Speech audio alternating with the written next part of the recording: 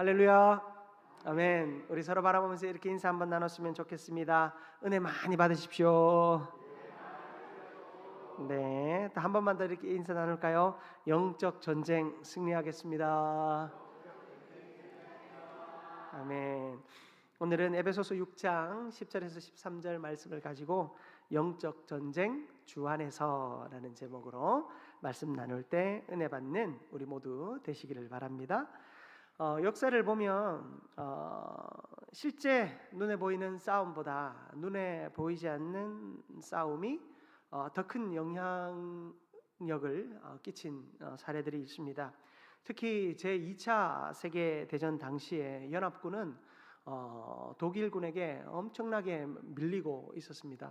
특히 독일군이 개발한 이 암호 시스템 그 에니그마라고 하는데요. 이 암호 시스템은 당시에 이제 사람들이 손으로 계산하며 만들었던 그 암호 체계와는 달리 기계에 의존하여 그 암호 체계를 만들었는데, 이것이 사람의 상식과 어지간한 노력으로는 뚫을 수 없는 그런 암호 체계를 완성하게 됩니다.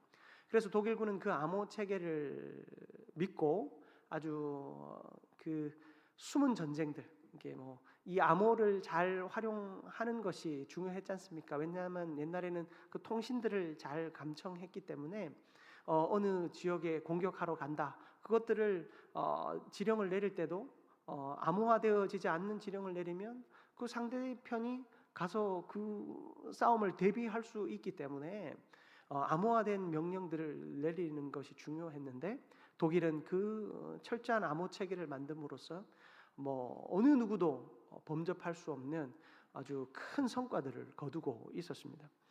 그 당시에 연합군이 그 암호 체계를 무력화시키기 위해서 참 많은 노력을 했는데, 그 가운데 영국의 그 천재 수학자였던 앨런 튜링이라고 하는 사람이 봄베라고 하는 암호 해독 기계를 결국에 만들게 됐어요.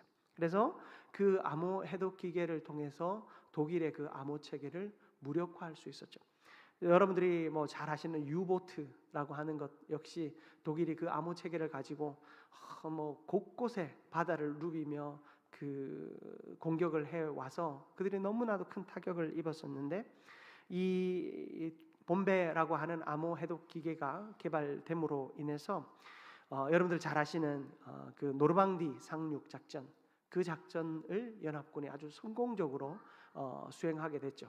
이 독일군에게 그 암호를 역으로 이용해서 연합군이 공격하는 그 노르망디 해역이 아닌 다른 곳에 그 병력이 집중하게 하고, 그래서 그 병력이 분산되어 결국에 이 노르망디 상륙 작전을 연합군이 성공하게 된 것을 봅니다.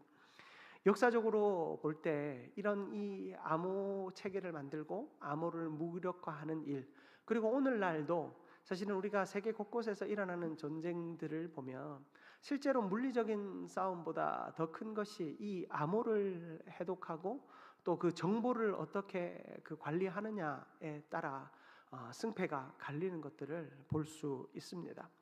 이처럼 세계는 보이지 않는 어떤 전쟁과 또 보이지 않는 그런 손들에 의해서 그 역사가 뒤바뀌는 것들을 볼 수 있지요. 오늘날 살아가는 우리 그리스도인의 삶 역시 어떠한가?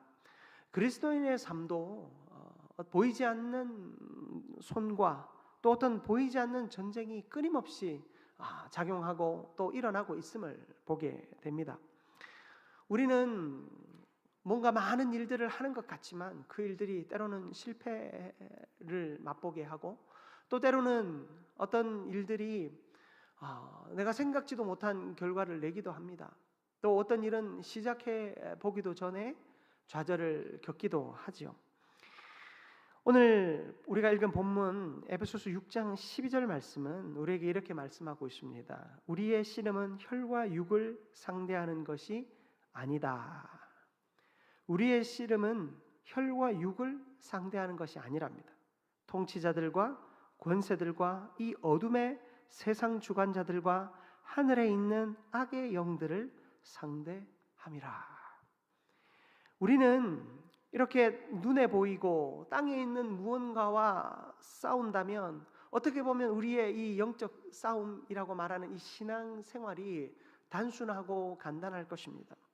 그런데 우리는 실제로 이 세상을 살아가면서 세상의 것들과 싸우지 않고 눈에 보이지 않는 것들과 싸우고 있다라는 것입니다. 그래서 신앙생활이 참 힘들고 어렵다라는 말이 여기에서 나오는 것 같습니다. 이런 영적인 전쟁 앞에서 성도는 어떻게 살아가야 할까? 오늘 말씀을 통해 함께 은혜 나누기를 원합니다. 먼저 주 안에서 강해져야 한다라는 것입니다. 누구 안에서요? 주 안에서 강해져야 한다. 오늘 10절 말씀을 보니까 너희가 주 안에서와 그 힘의 능력으로 강건하여지고, 사도 바울은 신앙의 싸움에서 이 힘의 근원이 누구에게 있다고요? 주님에게 있다라고 말합니다. 주 안에 힘의 근원이 있음을 강조합니다. 우리의 능력으로는 영적 대적을 절대 감당할 수 없습니다. 오직 그리스도와 연합된 자로서 주님의 능력 안에서 승리할 수 있습니다. 요한복음 15장 5절 말씀을 보면 주님께서 이렇게 말씀하십니다. 너희는 나를 떠나서는 아무것도 할 수 없습니다. 이것은 예수 그리스도 의존적이고 예수 그리스도 종속적이며 인간의 무한한 무기력함을 말하는 그런 단순한 말씀이 아니고요. 주님께서 너희가 나를 떠나서는 아무것도 할 수 없다라고 할 때 아무것도 할 수 없는데 초점이 맞춰지면 안 되고, 누구를 떠나서요? 나를 떠나서 예수 그리스도를 떠나면 안 된다라는 것을 우리에게 말씀해 주고 있는 것이죠. 우리가 무기력하다 고백 많이 합니다. 저도 기도에서 제일 많이 하는 고백 중에 하나가 하나님 저는 무기력합니다. 하나님 저는 약합니다. 하나님 저는 아무것도 할 수 없습니다. 고백해요. 그런데 자꾸 이런 고백을 하다 보면 중심을 잃어버리면 어느 순간 나는 정말 아무것도 할 수 없다라고 생각해요. 많은 그리스도인들이 말씀을 잘못 배우는지 신앙생활을 잘못하는지 모르겠지만 목사님 저는 할 수 없어요. 할 줄 몰라요. 못해요. 이게 입버릇처럼 되는 것 같아요. 그게 오히려 겸손의 표현인 것, 마치 겸양인 것처럼 생각하시는지 모르겠지만 여러분, 우리가 못해요, 안 돼요, 할 수 없어요. 사실 이건 그리스도인의 문제가 아니죠. 그리스도인은 세상 사람들 비교해서 다 똑같이 못하는 것도 많고 어려운 것도 많고 할 수 없는 것들도 많습니다. 그러나 그리스도인의 초점은 어디에 가 있어야 되는가? 그리스도 안에 있으면 내가 모든 것을 할 수 있다라는 그 그리스도와 함께하는 삶의 가능성에 초점이 맞춰져 있어야 하는 거죠. 우리가 그리스도를 믿는 믿음 안에 살아간다라고 하는 것은 내가 믿는 주님이 광대하심을 믿고 그 신뢰함 속에서 내가 마음껏 해볼 수 있는 겁니다. 우리 아이들에게 좋은 경험들을 많이 시켜주려고 하잖아요. 옛날에 부모님들은 참 아이들 데리고 어디 가보기가 참 힘들었지만 요즘은 어떻게든 아이들에게 시간을 내어서 많은 경험들을 시켜줍니다. 그 많은 경험들을 시켜줄 때 부모님이 아이들을 딱히 제한하지 않죠. 왜요? 무한한 가능성을 맛보기를 원하니까. 자녀를 양육함에 그 부모의 능력 안에서 무한한 가능성을 보여줍니다. 실제로 조금 슬픈 얘기지만 돈이 좀 있고 여유가 있는 사람들은 더 많은 가능성들을 보여주죠. 하나님과 우리 사이의 관계는 어떻습니까? 하나님은 우리에게 무한한 가능성을 제공해 주시는 분이세요. 하나님은 우리에게 무한한 길을 열어주시는 분이세요. 내가 그 하나님을 신뢰하지 못하느냐 아니면 신뢰하느냐에 따라서 내가 그 가능성을 나의 삶의 가능성으로 활용할 수 있는가 없는가가 결정이 되는 거죠.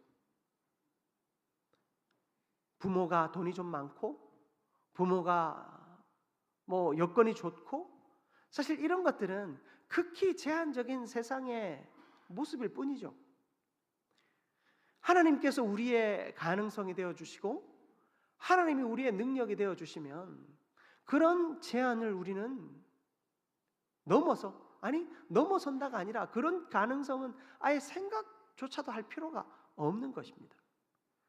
주님은 그 말씀 해주시려고 나를 떠나서는 너희가 아무것도 할 수 없다라고 말씀하시는 겁니다. 우리는 그리스도의 제자입니다. 우리는 그리스도 안에서 모든 것을 감당하는 자들입니다.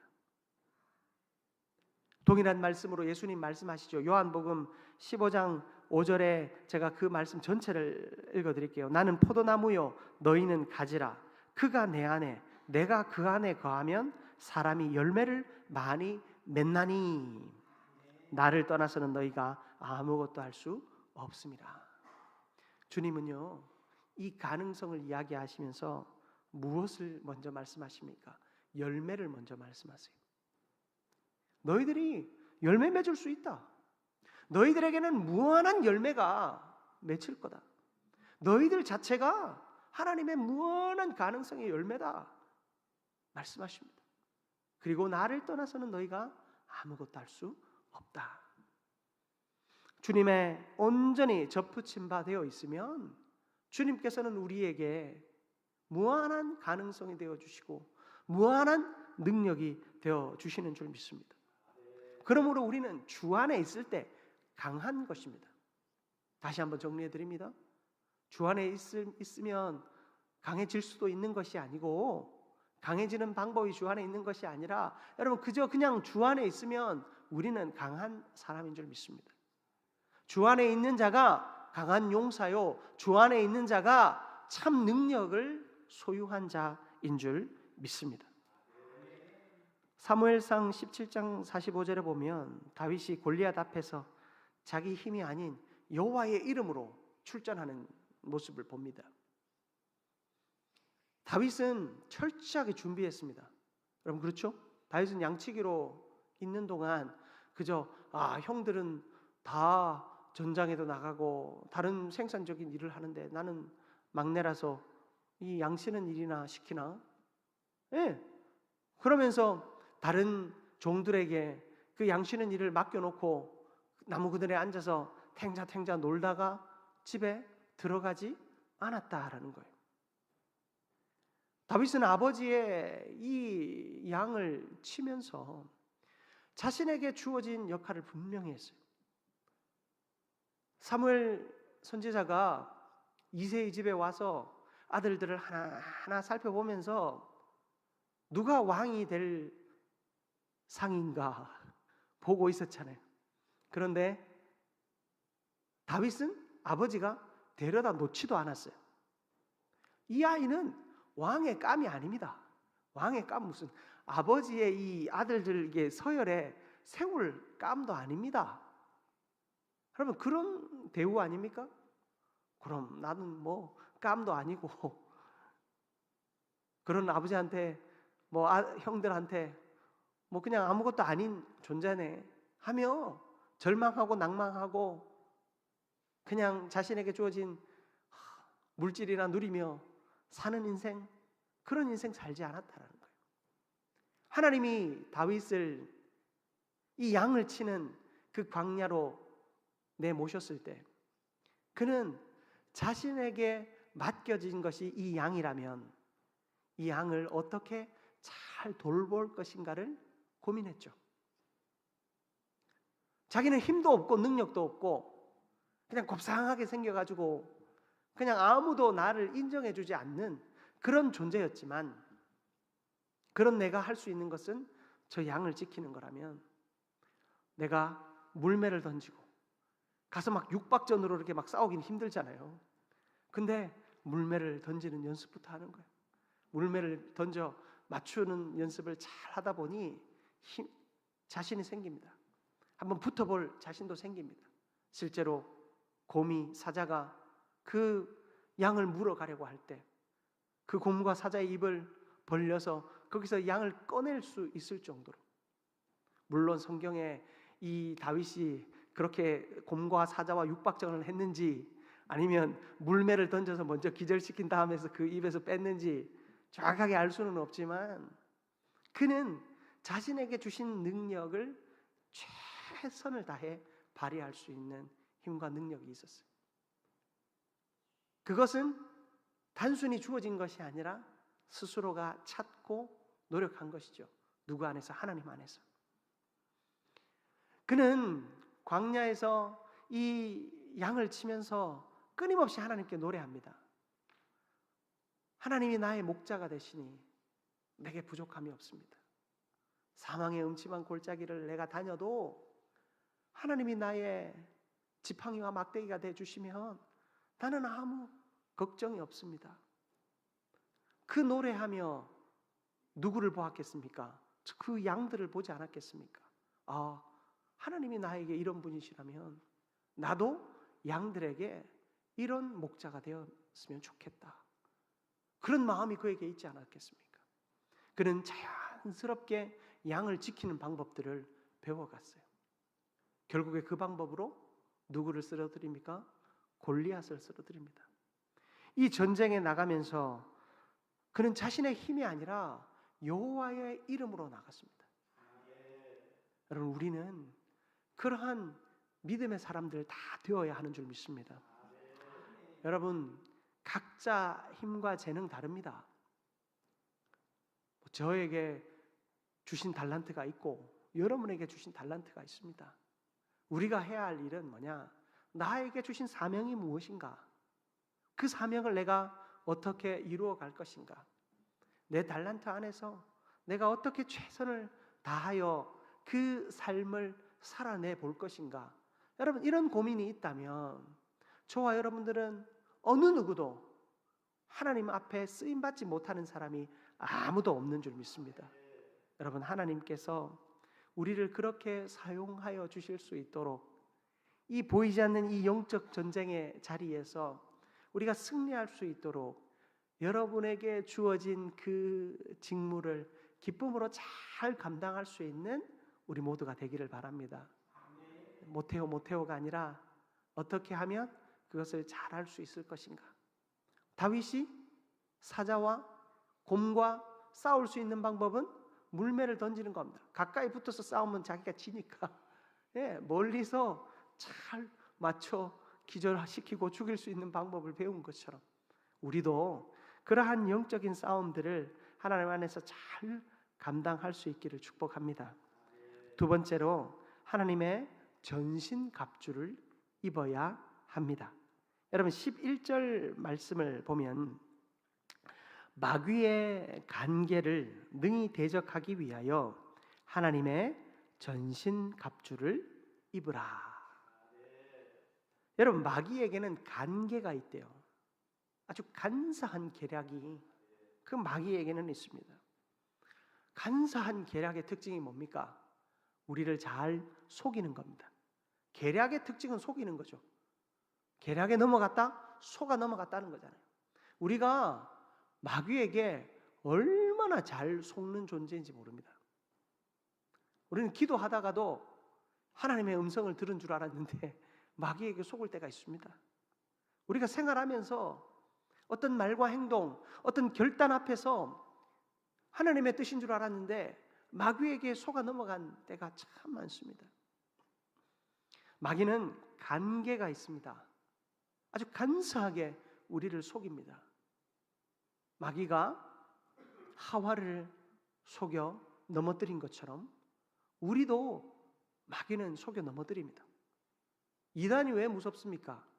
이단의 그 말의 뜻이 다를 이자에 끝단자를 쓰잖아요. 한자로. 다 비슷하고 다 똑같은 것 같은데 마지막 결정적인 하나가 딱 다른 거예요. 그 마지막 결정적인 하나 때문에 모두가 무너지고 구원과는 상관없는 존재로 만들어버리잖아요. 사단의 간계는 그렇게 우리를 쉽게 넘어뜨립니다. 그런 우리에게 방심하지 말고 전신갑주를 입으라 말씀합니다. 로마서 13장 12절에 밤이 깊고 낮이 가까웠으니 그러므로 우리가 어둠의 일을 벗고 빛의 갑옷을 입자. 하나님의 전신갑주에 대해서는 이제 다음 시간에 저희들이 좀 살펴보겠지만, 우리가 이 갑옷, 전신갑주라고 하는 이 갑옷을 로마서는 이렇게 말하지요. 빛의 갑옷을 입어라. 이 빛이 필요한 이유가 뭐냐면 밤이 깊었다. 그런데 밤이 깊었다는 것은 무엇을 뜻합니까? 낮이 가깝다. 제가 로마서 13장 12절 다시 읽어드릴게요. 밤이 깊고 낮이 가까웠으니 그러므로 우리가 어둠의 일을 벗고 빛의 갑옷을 입자. 여러분, 밤이 깊다라는 이야기는 낮이 가까워 오고 있다라는 것이죠. 그렇죠? 우리가 깊은 밤에 있으면 있을수록 낮의 소망이 있습니다. 낮의 빛에 소망을 가질 수 있습니다. 주님은 언제 우리 가운데 오셨느냐? 바로 이때 우리 가운데 오셨다라는 것입니다. 주님을 의지하고 주님을 붙들고 나아갈 때 주님은 우리를 참으로 승리하게 하는 줄 믿습니다. 주님의 말씀이 나를 이끌어 주시도록 그 말씀을 늘 묵상하며 말씀의 깊은 자리에 우리가 나아가야 합니다. 여러분, 그 말씀을 통해서 빛을 발견하실 수 있기를 축복합니다. 말씀은 나와 아무 상관이 없고 성경을 읽고 또 성경을 암송하는 것이 나에게 아무 상관이 없는 것 같지만, 여러분, 성경을 암송하는 것의 가장 큰 유익은 참으로 내가 힘들고 어려울 때 혹은 하나님 앞에 무언가 간절한 응답을 구할 때 하나님이 그 말씀을 기억나게 하시더라는 거예요. 우리가 그 말씀 붙잡고 열심을 다해 달려가고 있는 거 아닙니까? 우리는 그 말씀을 깊이 묵상하며 그 말씀의 자리에 서야 합니다. 여러분, 다른 의미에서의 이 전신갑주는 바로 이 빛 되시는 주님의 말씀으로 무장되는 것입니다. 우리는 말씀으로 무장될 때 시련과 시험 앞에 승리할 수 있습니다. 마지막으로 영적 전쟁의 본질을 분별할 줄 알아야 합니다.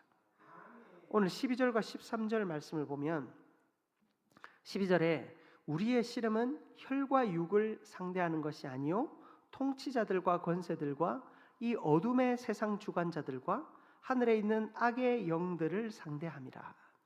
우리의 싸움의 상대가 누군지 분명히 말씀하고 있죠. 그리고 13절에 그러므로 하나님의 전신갑주를 취하라. 이는 악한 날에 너희가 능히 대적하고 모든 일을 행한 후에 서기 위함이라. 여러분, 사람과의 다툼이 아니라 사탄과 악한 영들과의 싸움입니다. 이 영적 전쟁의 본질을 분별하지 못하면 우리는 사람을 원수로 여기게 됩니다. 사람을 미워하게 됩니다. 우리에게 시련이 찾아오는 것은 하나님이 나에게 응답을 주시고 또 나에게 말씀하시고자 하시는 그 하나님의 확성기임을 우리가 알지만, 때로는 그 시련과 환난을 주게 하는, 그것을 주는 누군가를 떠올리며 자꾸만 원망합니다. 하나님의 말씀하시는 그 말씀에 귀를 기울여야 하는데 누군가를 계속해서 원망하고 있다면 우리는 엉뚱한 싸움을 하고 있는 것이죠. 마귀가 우리를 그렇게 속이고 있는 것입니다. 나를 힘들게 하는 사람, 하나님이 심판하실 것입니다. 우리가 고민해야 할 것은 나에게 하나님은 이 상황을 통하여 무엇을 깨닫게 하시는지, 지금 나에게 하나님은 무엇을 말씀하시는지 묻고 또 물어야 하는 것이죠. 베드로전서 5장 8절에 근신하라 깨어라 너희 대적 마귀가 우는 사자같이 두루 다니며 삼킬 자를 찾나니. 우는 사자와 같이 두루 다니며 삼킬 자를 찾고 있답니다. 누가요? 우리의 대적 마귀가. 마귀는 우리를 끊임없이 넘어뜨리려 합니다. 그 넘어질 때 그냥 넘어지지 않고 사람을 걸고 넘어지게 하고 교회를 걸고 넘어지게 하고 어떤 상황들을 걸고 넘어지게 합니다. 원망하게 하고 불평하게 합니다. 그러면 결국에 뭡니까? 문제의 본질을 찾지 못하잖아요.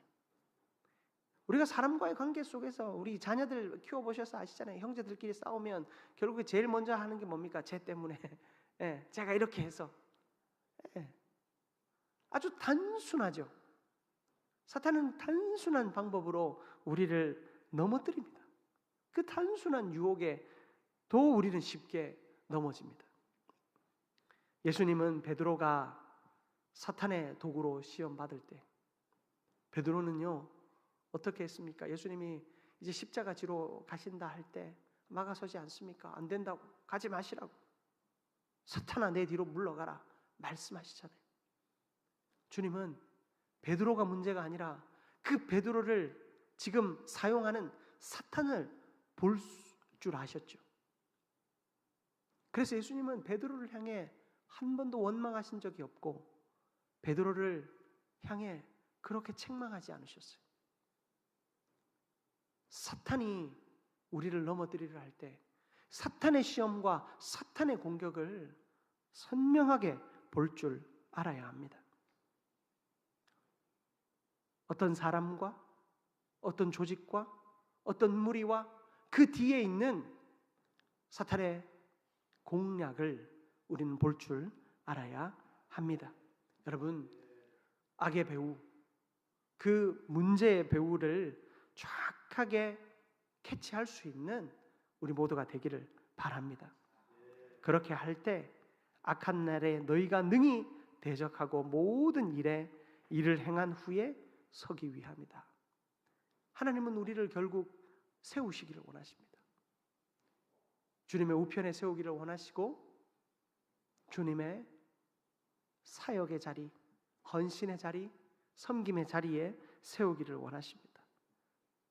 영적 전쟁의 본질을 분명하게 파악하고 그 속에서 승리하는 우리 모두가 되기를 축복합니다. 말씀 마무리하기 원합니다. 여러분, 영적 전쟁은 이미 시작되었습니다. 우리는 그 한 복판에 서 있습니다. 오늘을 무엇라 말합니까? 말세지말이라고 하죠. 이 마지막 때 중에서도 지극히 마지막 때, 어둠이 한참 드리워졌지만 이 새벽 미명이 밝아오기 직전의 자리에 우리는 서 있습니다. 우리가 준비해야 할 것은 그리스도의 빛입니다. 주 안에 있을 때 우리는 승리할 수 있습니다. 열심히 잘 살다가 마지막에 주를 떠나지 않는 우리 모두가 되기를 바랍니다. 내가 주 안에 있을 때 참으로 승리할 수 있습니다. 그리고 주님의 말씀의 갑옷을 입으십시오. 그 말씀의 갑옷을 입을 때 우리는 그 사탄의 시험에서 분별할 수 있습니다. 악의 배후, 우리 시험의 배후, 우리 고통의 배후에 사탄 마귀가 있음을 여러분 기억하며 잘 분별하여 싸우시기 바랍니다. 그럴 때 우리에게 선명한 믿음의 길, 선명한 승리의 길이 보일 줄 믿습니다. 그렇게 하나님 안에서 승리하는 우리 모두가 되기를 주님의 이름으로 축복합니다.